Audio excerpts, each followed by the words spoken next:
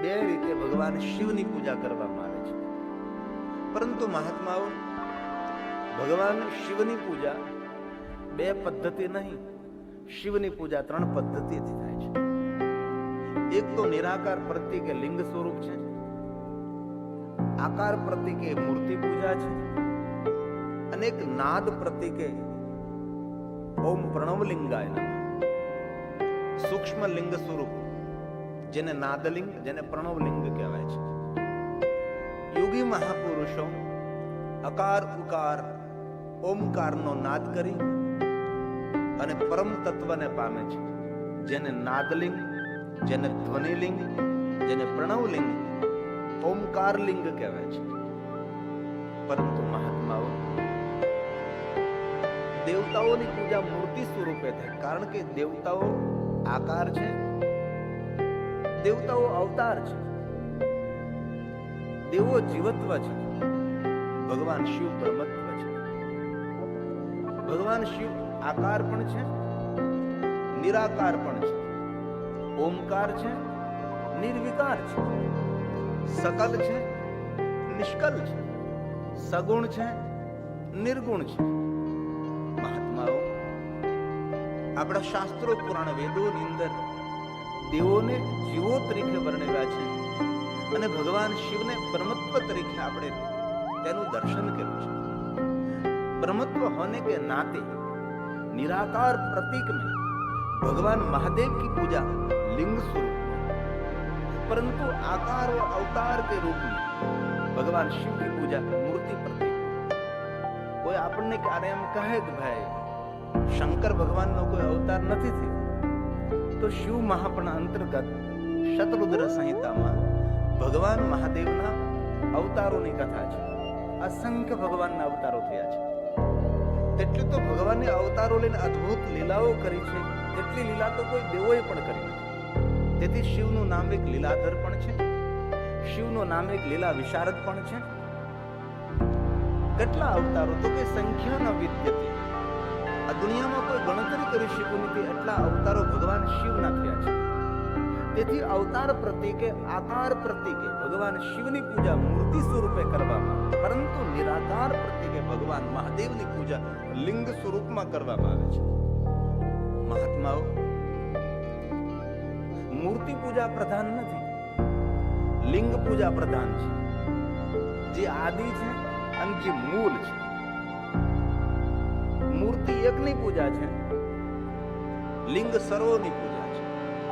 લિંગ ભુવનના દરેક દેવી દેવતાઓ, તીર્થો, ગ્રહોની, પિતૃઓની પૂજા.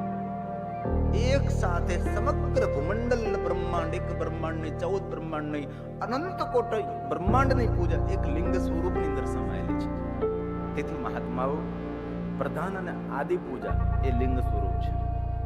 शिव महापुराण में महर्षि भगवान व्यास बोल्या छे, लिंग प्रधान्यतः स्थाप्यं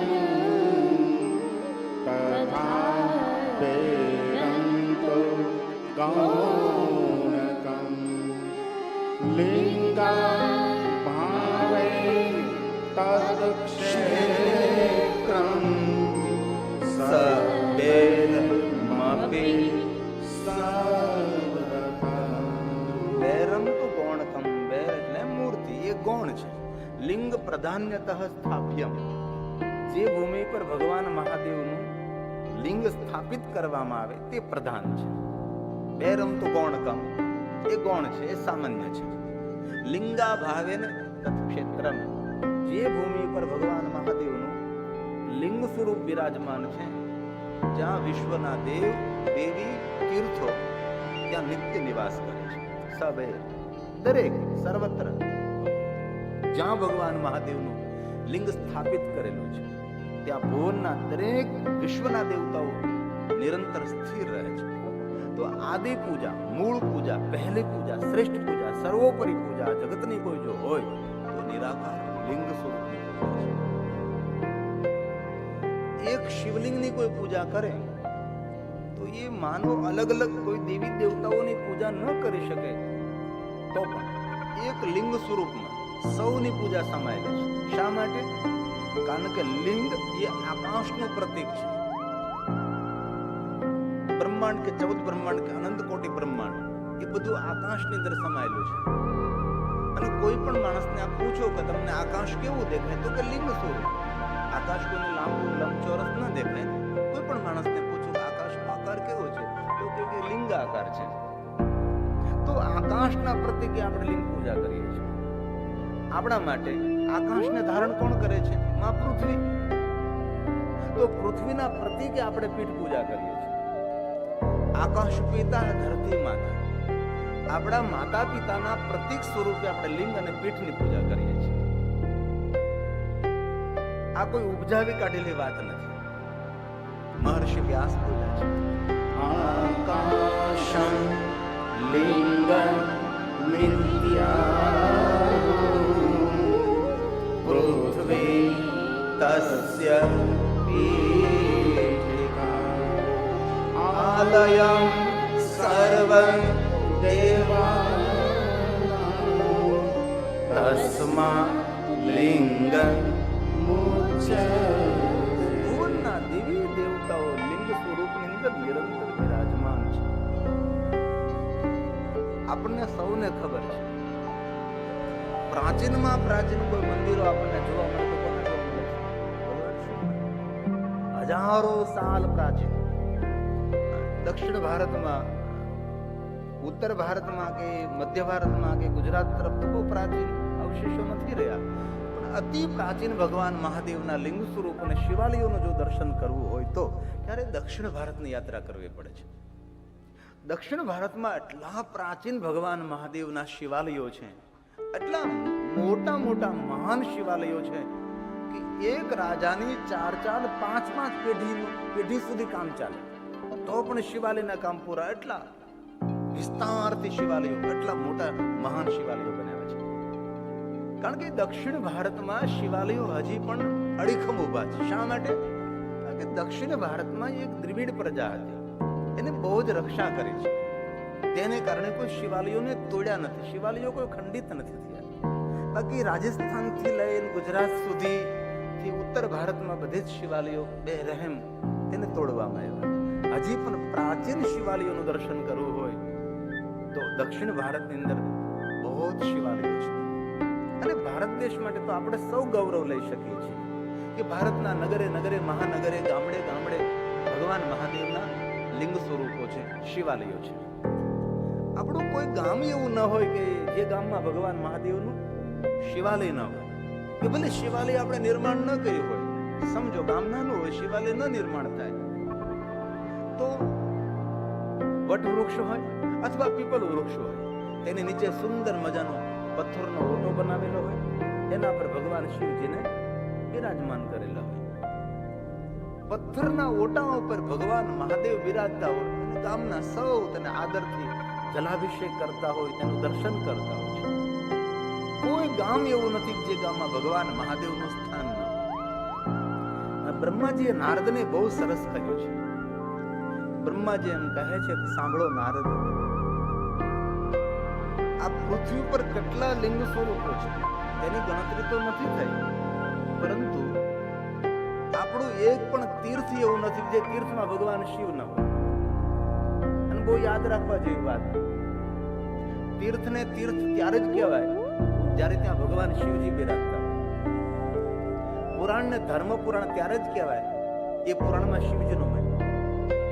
આપણે 18 પુરાણમાં શંકર ભગવાન. શાસ્ત્રને ધર્મશાસ્ત્ર તરીકે ત્યારે સ્વીકારે કે શાસ્ત્રમાં ભગવાન શિવનો મહિમા. તેથી આપણા શાસ્ત્રોમાં શિવ પ્રધાન છે, આપણા પુરાણોમાં શિવ છે. રામચરિત માનસની રચના થઈ તો પણ જેટલો મહિમા રામજીનો ગાવામાં આવ્યો એટલો જ મહિમા સામે શંકર ભગવાનનો ગાવામાં આવ્યો છે. કારણ કે શિવ મૂળ છે, શિવ આધાર છે, શિવ પ્રારંભ છે.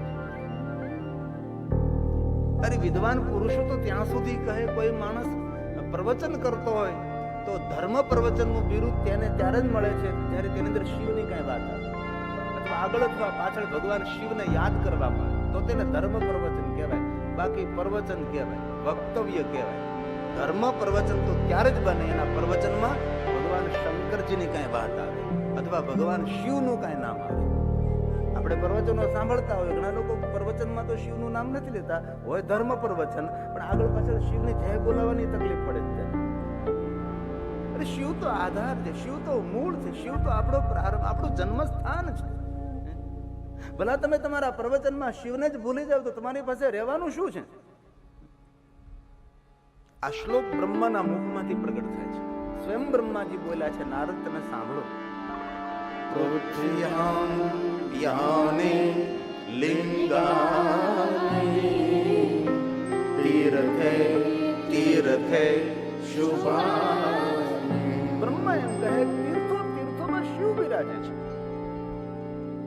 નારદ ત્યાંથી વાત પૂરી નથી થતી.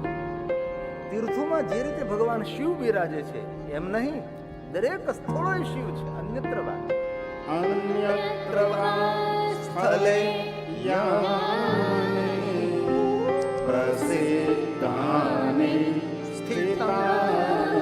દરેક સ્થાનો પર ભગવાન શિવ બિરાજે છે. નારદ, કેટલા લિંગ સ્વરૂપો મહાદેવના બિરાજે છે, કોઈ દેવતાઓ પણ તેની ગણતરી કરી શક્યો નથી. સર્વેષામ શિવલિંગાનામ મુને સંખ્યા ન વિદ્યતે, સર્વલિંગામય ભૂમિ સર્વલિંગામય જગત. હે નારદ, ત્યાંથી વાત પૂર્ણ નથી થતી. જેટલા લિંગ સ્વરૂપો આ પૃથ્વી ઉપર છે તેટલા જ લિંગ સ્વરૂપો બ્રહ્મા બોલ્યા છે. પાતાલે ચાપી વર્તન્તે.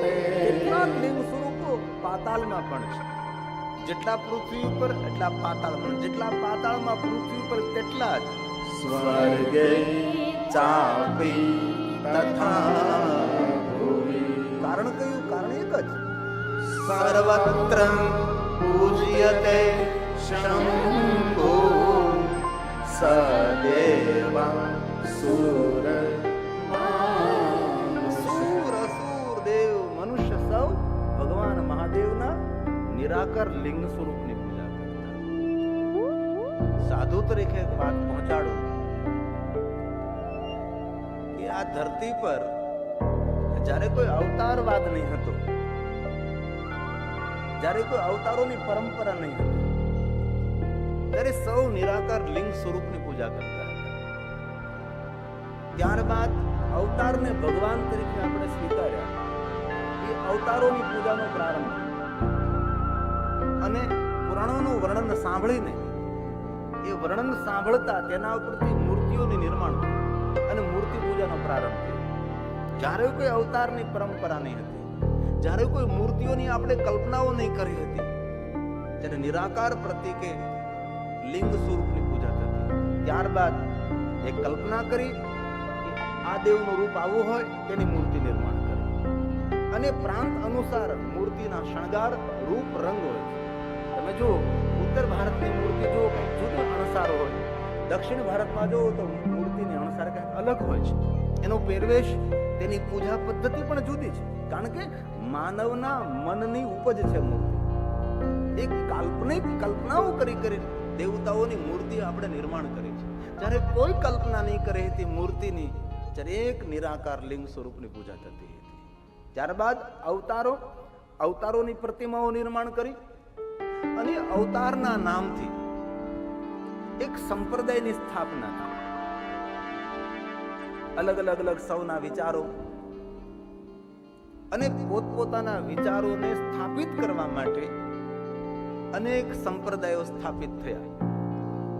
જ્યારે કોઈ વિચારધારા નહીં હતી, જ્યારે કોઈ સંપ્રદાય નહીં હતો, જ્યારે કોઈ અવતારની પરંપરા નહીં હતી, જ્યારે કોઈ મૂર્તિઓની કલ્પના નહીં કરી હતી, એ સમયે નિરાકાર લિંગ સ્વરૂપની પૂજા પ્રધાન હતી. તેથી બ્રહ્માએ નારદને એમ કહ્યું કે નારદ, ભગવાન મહાદેવના લિંગ સ્વરૂપની પૂજા એક જગતમાં નથી. આ સ્વયં બ્રહ્મા બોલ્યા છે. ત્રિજગત શંભુના ત્રણે ત્રણ જગતમાં ભગવાન શિવ છે.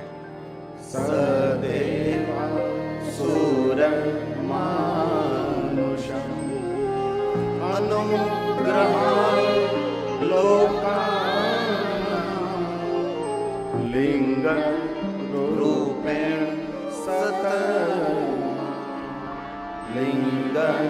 રૂપેણ સત શ્રેષ્ઠમાં શ્રેષ્ઠ લિંગ સ્વરૂપે ભગવાન પ્રગટ રહ્યા. શા માટે? અનુગ્રહાય લોકાના. આ જગત ઉપર અનુગ્રહ કરવા માટે, જગતનું હિત અને મંગલ કરવા માટે જ્યાં જ્યાં ભગવાન શિવ ઉપસ્થિત થયા, પ્રગટ થયા, ત્યાં ભગવાન મહાદેવ લિંગ સ્વરૂપે પ્રગટ રહ્યા છે. બ્રહ્માજી ભગવાન મહાદેવની ઉપાસના કરી, સાધના કરી તો બ્રહ્મેશ્વર મહાદેવ તરીકે ભગવાન પ્રગટ થયા, પ્રસિદ્ધ થયા. વિષ્ણુ ભગવાને શિવ સાધના કરી તો હરીશ્વર મહાદેવ લિંગ સ્વરૂપે પ્રગટ થયા. ઇન્દ્રએ ભગવાન મહાદેવની સાધના કરી, ઇન્દ્રેશ્વર મહાદેવ તરીકે. કુબેરે ભગવાન મહાદેવની સાધના કરી, કુબેરેશ્વર મહાદેવ તરીકે. દેવોએ મહાદેવની સાધના કરી, દેવેશ્વર મહાદેવ તરીકે. અત્રિએ સાધના કરી તો અત્રેશ્વર મહાદેવ. ગૌતમે સાધના કરી તો ગૌતમેશ્વર મહાદેવ. અસંખ્ય લિંગ સ્વરૂપો કોઈને કોઈ ઋષિના માધ્યમથી, કોઈને કોઈ દેવોના માધ્યમથી, કોઈ રાજાઓના માધ્યમથી ભગવાન મહાદેવજી જ્યાં જ્યાં પ્રગટ થયા ત્યાં લિંગ રૂપેણ તે ભૂમિ પર ભગવાન મહાદેવ લિંગ સ્વરૂપે પ્રગટ છે. આકાશે તારક લિંગમ પાતાલે હડકેશ્વરમ મૃત્યુ લોકે મહાકાલેશ્વરમ. ત્રિલિંગ તો સહી, સર્વલિંગ નમસ્તે. લિંગોની વંદના, શ્રેષ્ઠમાં શ્રેષ્ઠ પૂજા ભગવાન મહાદેવના નિરાકાર લિંગ સ્વરૂપની પૂજા છે. તો આ ભગવાન મહાદેવના નિરાકાર લિંગ સ્વરૂપની પૂજાનો પ્રારંભ કોને કર્યો? એ આપણે સૌ જાણીએ છીએ. અને તેનો જવાબ છે બ્રહ્મા મુરારી સુરાચિત લિંગમ. બ્રહ્માએ અને ભગવાન શ્રી વિષ્ણુએ આ લિંગ પૂજાનો પ્રારંભ કર્યો છે. અને લિંગ પૂજાનો પ્રારંભ ક્યારે થયો? જેને આપણે દિવસ નથી કહેતા, રાત્રિ નથી કહેતા, શિવરાત્રી નથી કહેતા, જેને આપણે મહાશિવરાત્રી કહીએ છીએ. મહાશિવરાત્રી ભગવાન મહાદેવના લિંગ પ્રાગટ્યનો દિવસ છે. કોઈ કોઈ માણસો એવું સમજે કે મહાશિવરાત્રી એટલે ભગવાન શિવનો જન્મ દિવસ. નહીં, મહાશિવરાત્રી લિંગ પૂજાનો પહેલો દિવસ છે. અને ભગવાન શિવ અગ્નિસ્તંભ સ્વરૂપે બ્રહ્મા અને વિષ્ણુની સામે જ્યારે પ્રગટ થયા, જ્યારે માક્ષર માસ અને આદ્રા નક્ષત્ર હતું, એ સમયે શિવ પૂજા કરવાનો મહિમા અધિક છે. મહાશિવરાત્રીનો મહિમા તો છે જ. જે પૂરું વર્ષ શિવની પૂજા ન કરી શકે, એ મહાશિવરાત્રીના દિન ભગવાન શિવની પૂજા કરે તો આખું વર્ષ તેને શિવ પૂજા કરવા બરાબરનું ફળ મળે. મહાશિવરાત્રીનો અતિ મહિમા છે, દેવોનો પર્વ છે. અને મને કહેતા ખૂબ આનંદ થાય છે, આ સંતોની ઉપસ્થિતિમાં આ શિવ મહાપુરાણ કથા આ માક્ષર મહિનામાં થયેલી છે. અને શિવની સાધના માટે શ્રેષ્ઠ કોઈ મહિનો હોય તો માક્ષર માસ છે. જપે પંચાક્ષર સર્વ સિદ્ધિ લભે નર.